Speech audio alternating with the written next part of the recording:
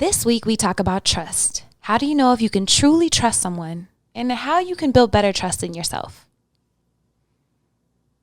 Hello, everybody.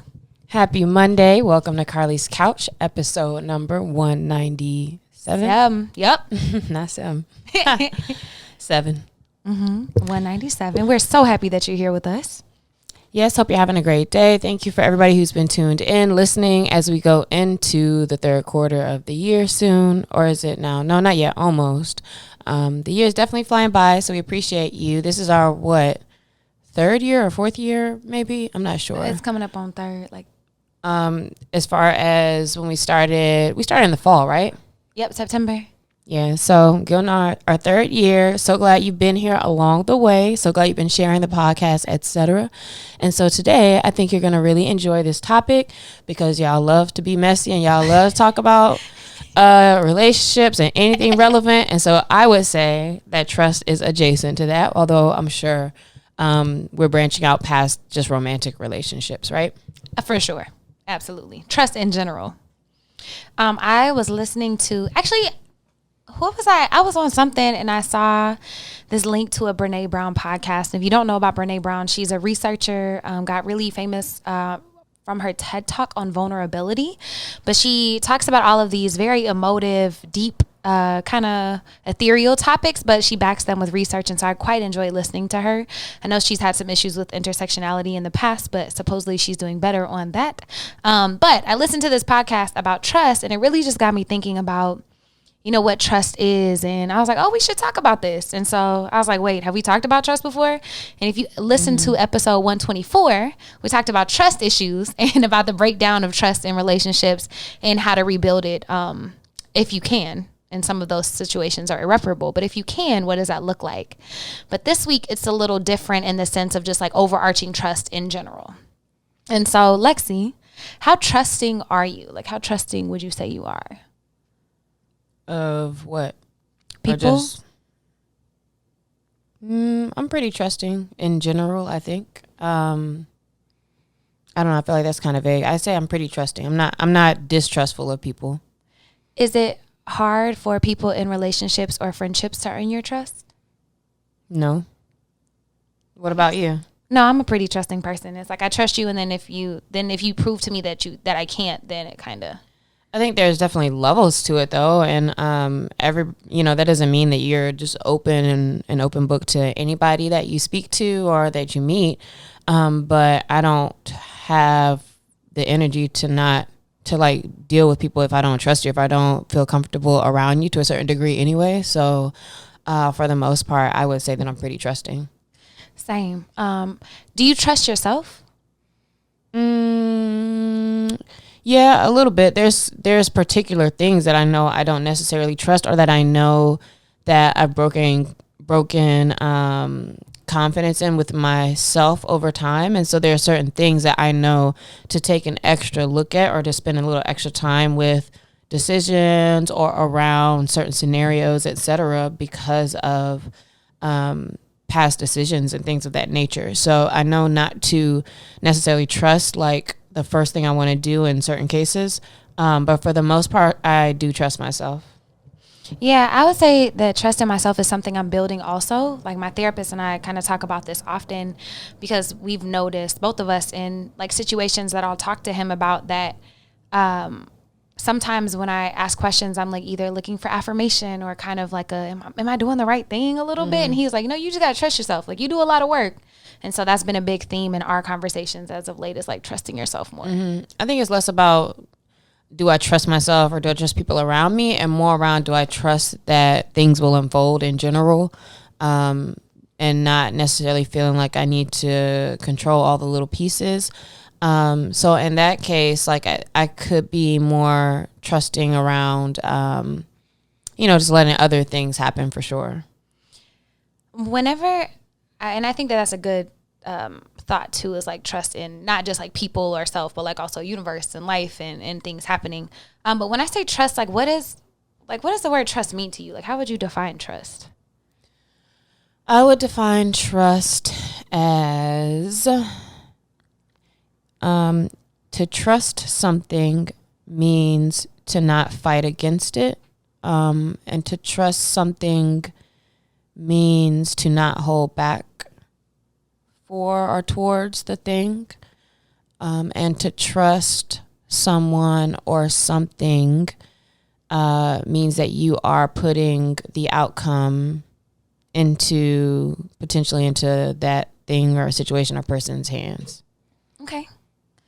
I like that. I would say there's a lot of different levels of trust, but trust is like when I feel like I can be vulnerable with somebody. Like I definitely have some trust with them. Like there's a safeness or some type of comfort I have in them to be able to be myself, and being able to share myself with them. And then also trusting that they're going to be who they say that they are in situations. I feel like you use trust to describe trust, though. Basically, well, that was actually the point of this part, is because I realized in the episode that, you know, there's a point when they asked you to describe trust, and I was like, man, I've never actually defined it. It's just always been this like thought, like, oh, you can trust these people, or oh, I can't trust them, or oh, I need to build trust. But it's like, what does trust actually mean? And so what I heard from you, the only thing I really grasped from what you had just said was like the idea of safety, which I think makes sense.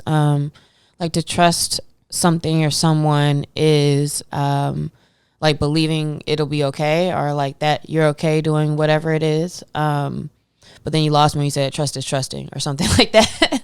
Well, trust is that I believe that you are who you say you are. I did use the word trust, but it's like more like I can trust. So to trust is to believe someone? Yeah. And yeah, I think that can make sense too. Yeah. What does like building trust look like for you? Like in friendships or relationships? Like what are things that people can do to show you that they're trustworthy? The biggest thing is to do what they say that they're going to do. Also, I think it's easier to trust people when they are, air quote, successful, or when you feel that they are doing well for themselves. I feel like you can kind of trust that person. I mean, you may not be able to for real, but I think that in general, right? Like if somebody was down bad or like not doing well, you don't necessarily like trust them to, you know, go flip your taxes or anything like that. What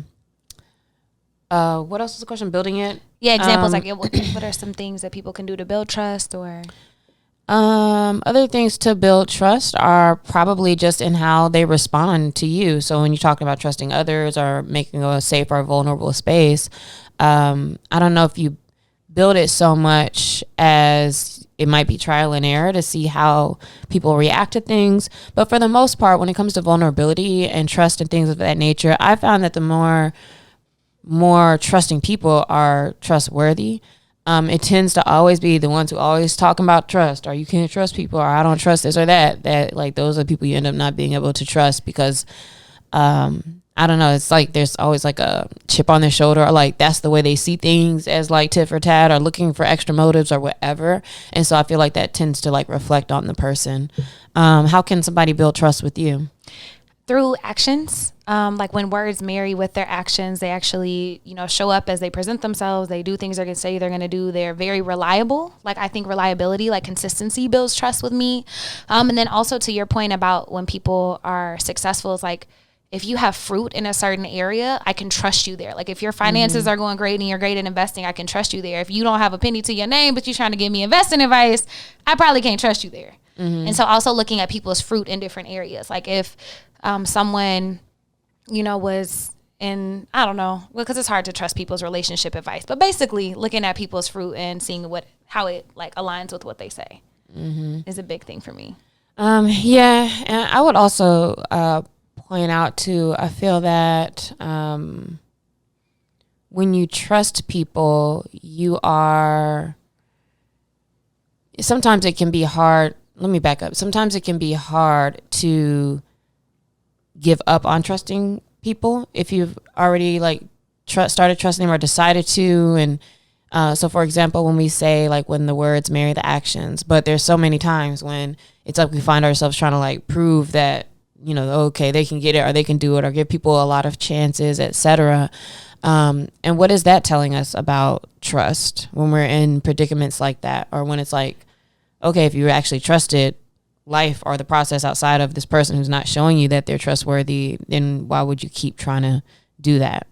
Well, that we probably have issues like trusting ourselves and our own judgment in situations. I think that or trusting something better might come up, or or then I think that just shows how we're all beautifully and inherently flawed humans, essentially.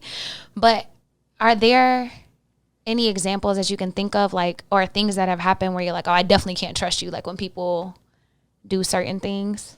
Yeah, if I've heard that people are talking too much, like if somebody's telling me something like, yo, I've even had somebody say, like, why do you trust this person? Because they told me XYZ. And just kind of realizing, you know, what is happening, even when it might not be malicious, or they might not even be thinking it's a big deal or whatever, just to know, like, oh, you know, you're quick to talk about things or spread somebody's business, stuff like that. That's the first thing that comes to mind for me. Another thing is just maybe if something doesn't get done, or doesn't, you know, somebody kind of disappears, or doesn't communicate something. When a ball drops, I think that's something that kind of chips away at trust. That's all I can kind of think of. And obvious breaking any like promises, or, you know, vows that you may have, or commitment or whatever. Those types of things, of course, will chip away at trust. Yeah. I don't really have any other big examples like outside of those things, because those are very similar to a couple of the things that I was going to say. But she had a great point on the episode. So she's a researcher. So Brene did a bunch of research around trust. And in this research, it was showing that overwhelmingly that trust was built through little moments. So they did a bunch of research and asked a bunch of people, and all, like, I think she said like 90% of the people talked about little things. And that's really how you start to build trust. So we always think about these big dramatic moments whenever it's broken, but it's really, you know, these little moments that can really start to chip away at it or start to build it up. Yeah, I would agree with that. I think when you talk about, because you asked how does trust get broken, but when you're talking about how it's built, it usually is built with shared experiences, like when you went to camp together or went through something together, when you're online for fraternity or sorority, things like that. When you've had to work with a team for any reason. We all know like those icebreakers and team exercises that folks do. And it's because like in building that camaraderie, like you're building up kind of trust in each other, whether it be for like work purposes or just getting through the goal. I think there's also different consequences, or like different, not consequences, but maybe outcomes that you're looking for, objectives to the trust, which might not necessarily be past today or past the end of a project. And then there's some commitments and some trust that you build, hoping that it is for your lifetime or for a certain amount of time, etc. So it's definitely built up from those little experiences. I think that's what makes people bond as well. And then, you know, the more bonds and insiders and things like that you have, I don't know, I guess that kind of does make you a little bit more vulnerable with the person. And they're showing you that like you can be safe with them, that there's this space where you can actually be yourself or tell your business or whatever, and they're kind of holding it. There's this quote: trust is choosing to make something important to you vulnerable to the actions of someone else, by Charles Feldman. And I thought that was a great way to summarize like kind of true, like trusting someone, because you really are allowing someone to, you know, have a piece of your heart or an idea, or, you know, maybe something hard happened, and so you're creating this space. Can I ask a question? Is it your fault if you trust somebody and they break your trust? Is it your fault? I don't want to be like George Bush on the J. Cole song, but, you know, I think if someone breaks your trust once, that's not your fault. Like you know, are just a trusting person, and that's okay. But if you continuously place yourself in a situation where someone has shown you that you can't trust them, then yes, it absolutely is. Yeah, I guess that is part of the term itself. Trust is you are kind of like hoping, or you're just not even really assuming, but you're just kind of moving in the space that you're going to be okay here. But I thought about that when you're saying it's making something that's important to you vulnerable to somebody else's actions, as if like, okay, what if they did not necessarily agree to that? You might trust somebody, but, you know, like if they didn't do the thing, or if they didn't come through, then, you know, I wondered like, okay, is that your fault for trusting them?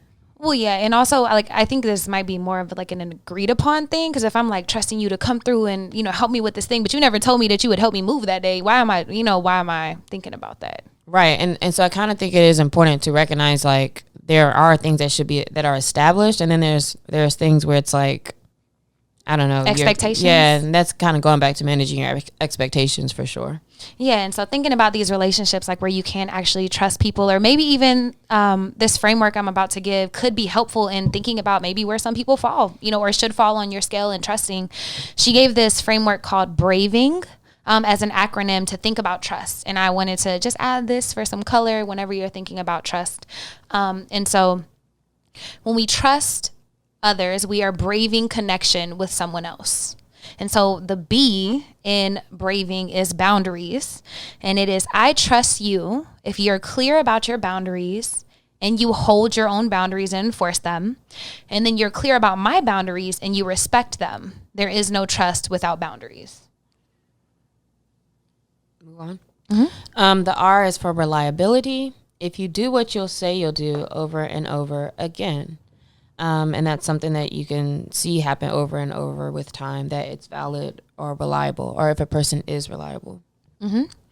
The A is accountability. I can only trust you if when you make a mistake, you own it, apologize for it, and make amends. And I can only trust you if that when I make a mistake, I am allowed to own it, apologize for it, and make amends. And I think that that's a big thing, like being able to see accountability in relationships. And that's not something I said earlier, but that makes me trust people way more when they're able to own their shit, or whenever they allow me to, and it's not like the end of the world. The V is for vault. What I share with you, you hold in confidence, and that what you share, I hold in confidence. The I is for integrity. And that is choosing courage over comfort, what's right over what's fast, fun, or easy, and practicing your values, not just professing them. Because we all know people who say a bunch of stuff but don't live any of it. So, just making sure you're living with integrity, I think, is huge with trust. Then the N is non-judgment, where we can struggle and ask for help without being judged. Man, so she had a great point here, too, that I wanted to share because I was like, damn, this is me. So she said that whenever we assign value for needing help, like when it's hard for you to ask for help, because it is hard for me to ask for help, whenever we assign judgment to someone who's asking for help, then we're basically judging people for asking for help too. It's like you can't have it both ways. Like think it's okay for other people, but not for yourself. And so that's an area to really like check yourself on. If you're judgmental of yourself for asking for help, then you're probably judging other people who are asking you for help. Yeah, that probably is true. And then the G is generosity. You can only assume the most generous assumption about my intentions and then check in with me.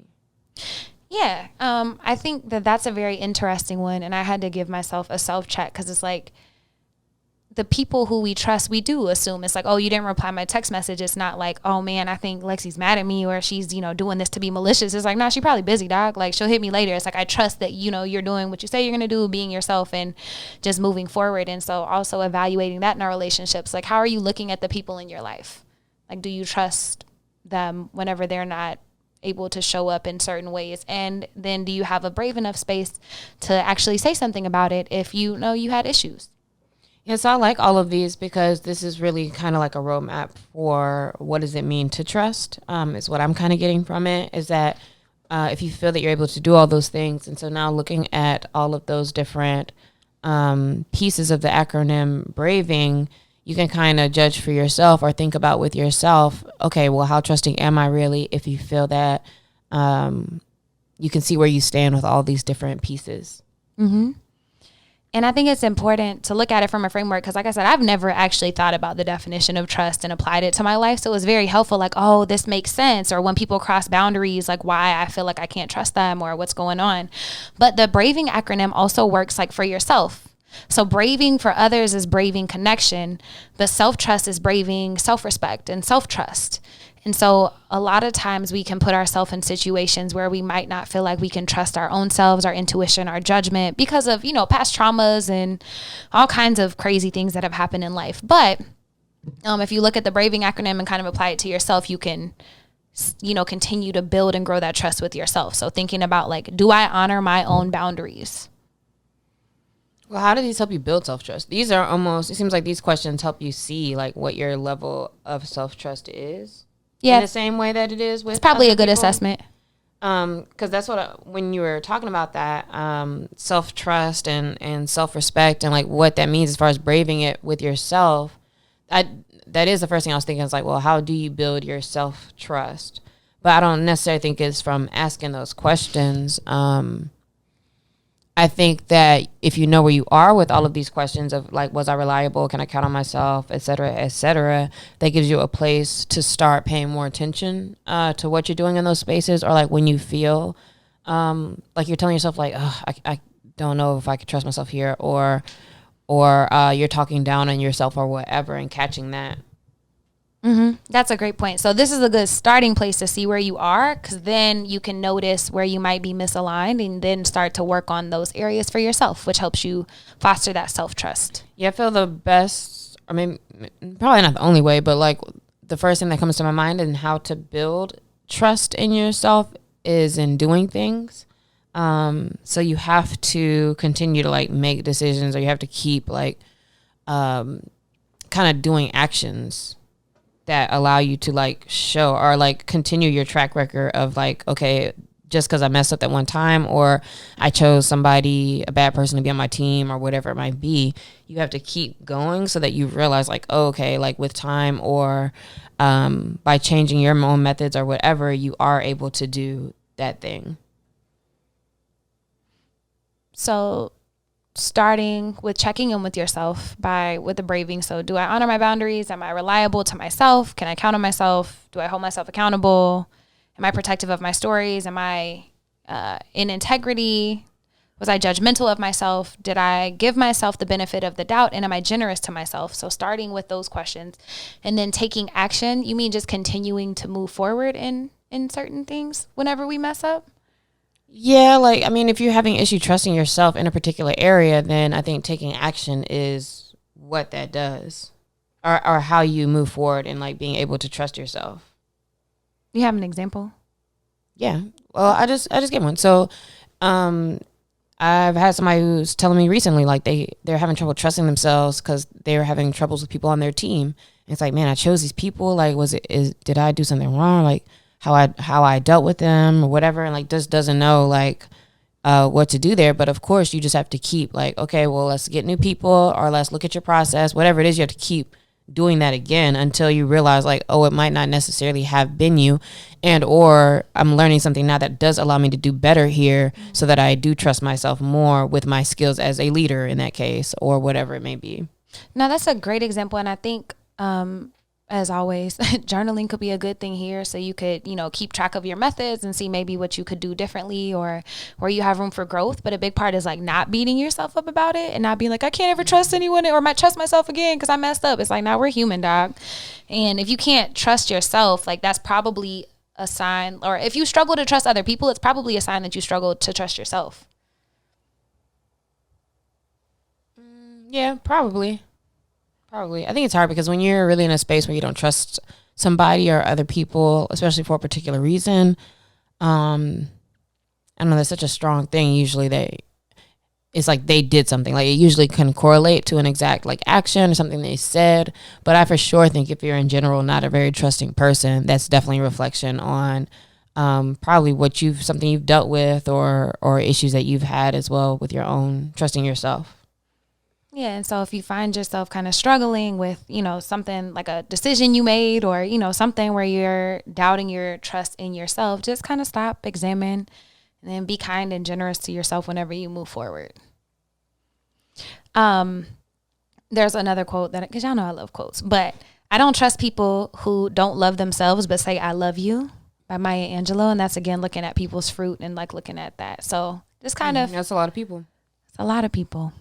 We're flawed. So I'm not saying that like, if you don't love yourself, you can't be my friend. But it's like, nah, if you working on yourself, it's like, what does the journey look like with all of that? But I really was excited to share this framework because I really had never thought about it. You never thought about what? Trust, like breaking it down and seeing the components and like what it looks like in my life and in my relationships and with myself even. Like as that's something that I'm like really focused on building with my, in my life. Yeah, I think the acronym was really important. And so what do you do with that from here? Like, do we look at our different relationships and do you need to think about like, okay, who do I really trust? Like, do you feel like you know who you trust in your life, or that's something you'd have to think about? I think I know who I trust because I can feel it. But I would start with myself with all those questions and just seeing kind of where I might not be trusting myself as much or where I might not be giving myself grace so I can continue to build that. But then with other people, I would say like whenever I start to get irritated or whenever I notice there's a rub, like, or I might feel mistrusting of them, it's good to come back to the drawing board and be like, oh, it's because they didn't respect my boundaries, or oh, it's because they're not reliable. Like they haven't done anything they said they're going to do. And then maybe reevaluating relationships from then. Yeah, I feel like it's not hard to like know when to not trust somebody or when you don't trust somebody. Like it's usually like that. Those things are obvious when they start not do something. It might be not be like as deep of a broken trust, but like when it's like, oh, okay, I can't trust that they'll be on time. Like everybody knows those people that there's certain things there. That doesn't necessarily, like you were kind of saying, doesn't make you a bad person or whatever. But of course, based on like at what levels trust is not there or not broken, there's one thing to know a person and like know some of their habits and, oh yeah, they don't really, they'll be behind all the time, whatever. And then it's another thing when somebody is either not acknowledging that or they keep saying like, yes, I will be there, like show up at this time, I will be there this time, and they're not, you know what I mean? Like there's just different levels of it to where you can then determine how do you need to move so that it makes sense for you. So hit us this week and let us know, what you think about the acronym, how you're examining trust in your relationships and with yourself this week. I would love to hear that at Carlie's Couch on Instagram, Twitter, and TikTok. Check us out on TikTok. We over there popping a little bit. But we actually have a shout out this week. No thanks to y'all. But if y'all do have anybody we can shout out, send us, please. We love to celebrate people doing dope things. This week's shout out is my homeboy Romar Frazier, my boy Ro.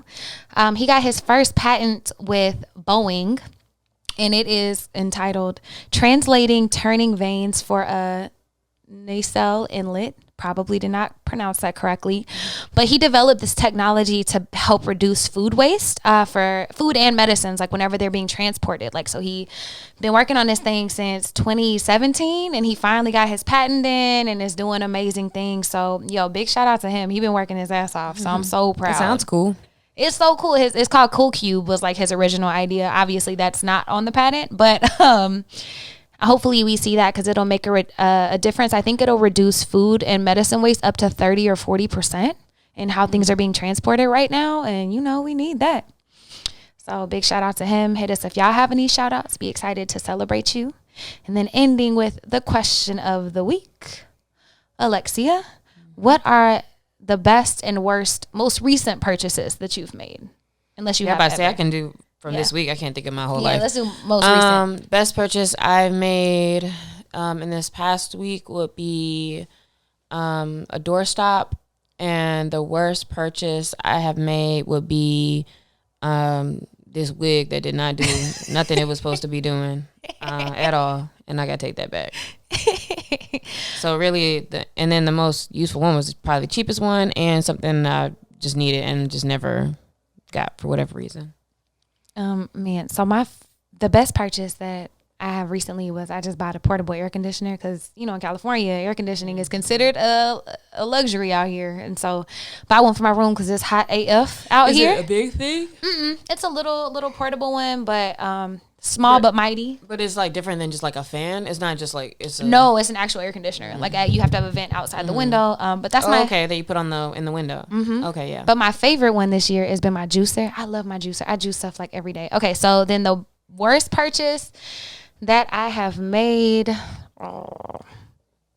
I've had some terrible food last week. Like I hate whenever I spend money on food and then I leave feeling unfulfilled and like I wasted calories and bread. So I had a not decent meal last week. So I threw it away. That's terrible. But yeah. Alrighty. So listeners, what is the worst and best purchase that you've made recently? Let us know. Feel free to hit us up on Carlie's Couch, on Instagram, Twitter, TikTok, the website, YouTube. Share the video with somebody. Share your favorite episode with a friend this week and leave us a 5-star review. Bye, y'all. Peace out.